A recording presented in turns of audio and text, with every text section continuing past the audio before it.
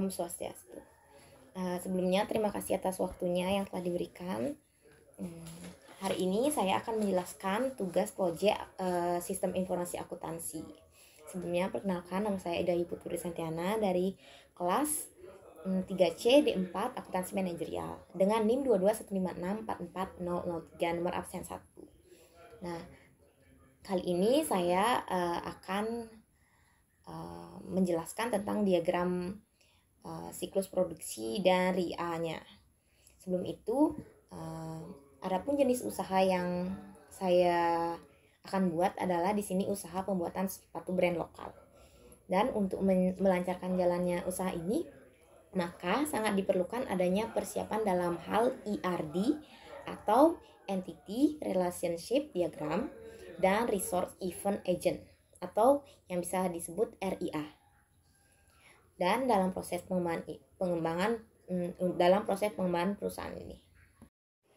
Oke, baik, di sini saya akan memulai dengan menampilkan tutorial untuk pembuatan diagram siklus produksi. Kalian bisa lihat di belakang yang saya tampilkan, dan akan saya percepat. Nah, dalam pembuatan diagram ini kita harus menentukan elemen-elemen.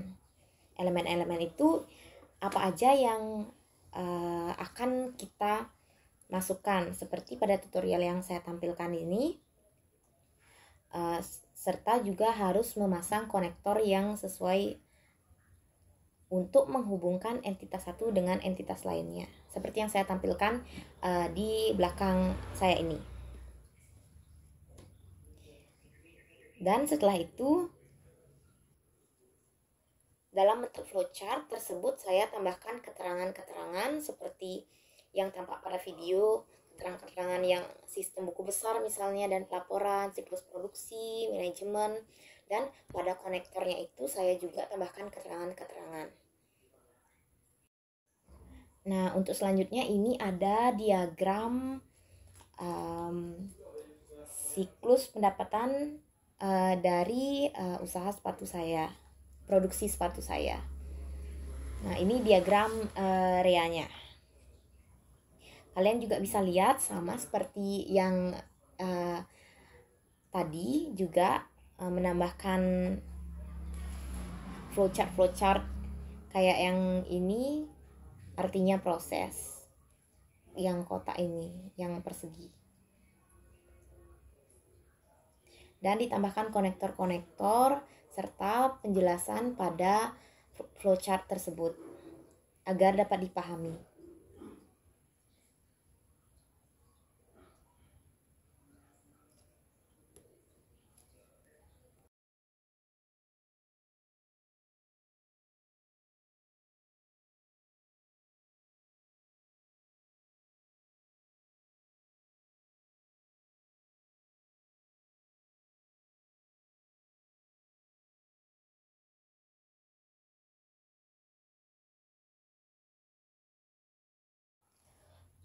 Baik, selanjutnya saya akan menjelaskan diagram konteks siklus produksi dari produksi sepatu saya.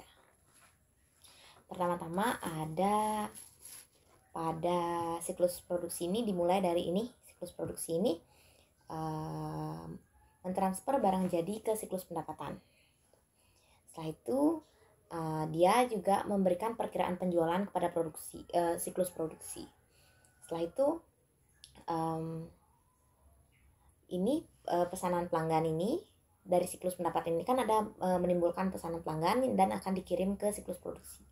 Dan permintaan pembelian dari pesanan pelanggan ini akan ditransfer ke siklus pengeluaran. Nah, di siklus pengeluaran ini keluarlah beberapa biaya-biaya seperti biaya operasi pabrik, bahan baku, biaya tenaga kerja, dan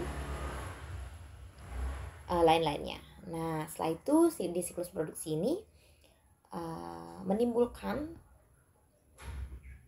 siklus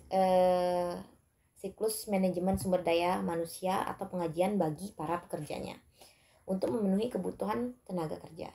Setelah itu siklus produksi akan mengeluarkan laporan bagi para manajemen. Serta setelah itu siklus produksi akan mentransfer harga pokok produksi ini ke sistem buku besar dan pelaporan. Nanti akan diinput di sana. Nah, selanjutnya ada REA. Ini REA dari siklus pendapatannya.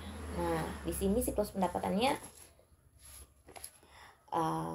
dimulai dari ini, persediaan. Nah, persediaan ini mengambil dia bisa berrelasi dengan mengambil pesanan pelanggan dan penjual. Ini entitas persediaan akan berrelasi pada pengambilan pesanan pelanggan dan penjualan dengan kardinalitas N atau M ke N atau banyak ke banyak. Nah, di sini juga ada kas.